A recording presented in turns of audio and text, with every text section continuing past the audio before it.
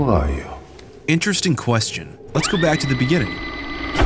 The first time we meet Rey, she's ripping through the innards of a 3-decade-old Star Destroyer, the remnants of a battle long ago before her time. Scattered around the desert of Jakku are the remains of the final battle of the rebellion. The war left a graveyard, and this graveyard created a way for people to earn a living, if you can even call being on Jakku living. Similar to Anakin Skywalker, Rey is a bit of a mech wizard, and the speeder she uses to scavenge with was actually painstakingly put together piece by piece by Rey herself. Now, before you get all pissed off about that fact, remember, we never saw Anakin actually build C-3PO. We are introduced to the droid almost fully functional. Anyway, Rey lives in an old AT-AT walker, which is actually pretty cool considering my affinity for AT-AT walkers. And we also learn that Rey can communicate with anyone during her first encounter with BB-8, which is actually the beginning of her hero's journey in the film.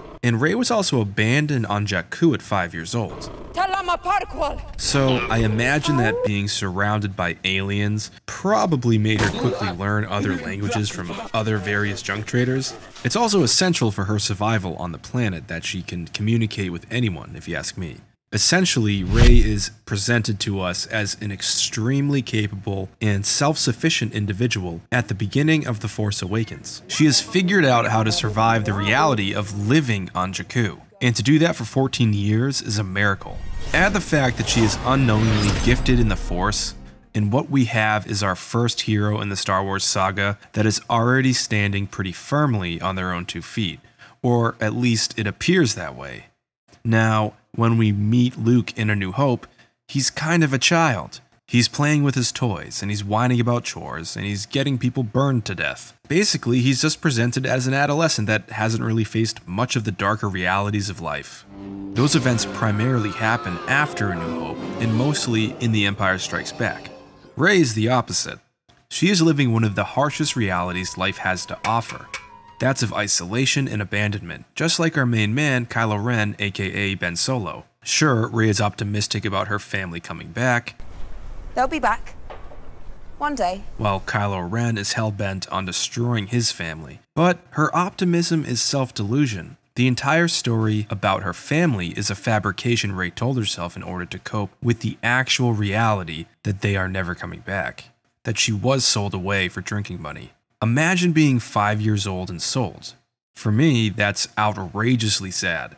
In case this isn't obvious by now, those stable children at the end of The Last Jedi are just like Rey. They are lost children that desperately need something to believe in. The myth of Luke Skywalker is giving hope to these children after the Battle of Crate. As we've all heard, the downtrodden and the oppressed in the galaxy know the sign of the Resistance, and after the final battle, that spark of hope has ignited in the galaxy again. And Rey's also heard stories about these mythic heroes that brought hope to the galaxy. Luke Skywalker? I thought he was a myth. Just like those children in The Last Jedi, those stories probably gave her another coping mechanism to survive Jakku. She needs a story to tell herself to get her through each day. When Rey meets Han Solo, which for me was divine intervention through the Force, all of her dreams are sort of validated. The Jedi were real. Han Solo, the famous pilot, is right before her. She even knows about the Kessel Run. It's basically like she's meeting her favorite celebrity, or one of them. Even more interesting is when she hears that the Jedi are real and that Luke Skywalker is real, it's from Han Solo, the guy that didn't believe any of that mumbo jumbo. But now, his own child is playing Darth Vader and murdering people. So yeah, I thought this was a brilliant move on JJ's part to have Han Solo be the one to affirm to our new protagonist that the Force is real and the Jedi are real.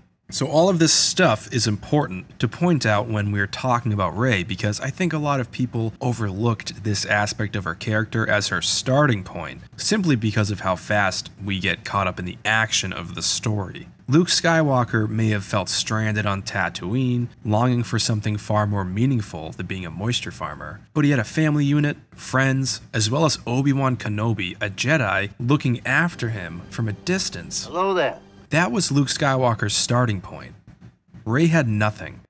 Now, we never really get the biggest glimpse at Rey's life on Jakku, but from what we were given, I think it's pretty easy to piece together how wretched her existence was. Rey's day-to-day is basically wake up, take her speeder out to one of the Star Destroyers, find bits of the ship that she can trade to Unkar Plutt, take her speeder back to Nema Outpost, prep the bounty for trading, then get a really meager portion of food from Unkar Plutt again for all the hard work that she's done. After that, Rey travels way out of the way back to her AT-AT walker home, where she scratches off another day into the wall, literally covered with hundreds of other marks showing the countless days that Rey has been alone. That's literally a wall of sadness to me. Then, Rey eats her portion of the day in complete isolation, and although we do meet BB-8 right after this moment, I think on any other day, Rey would have just stayed outside of the AT-AT until nightfall, or it became too cold and would eventually go to sleep telling herself that her family would come back someday. So after hearing all of this, we arrive back at the original question. Who are you? Who is Rey? Well, Rey is a survivor.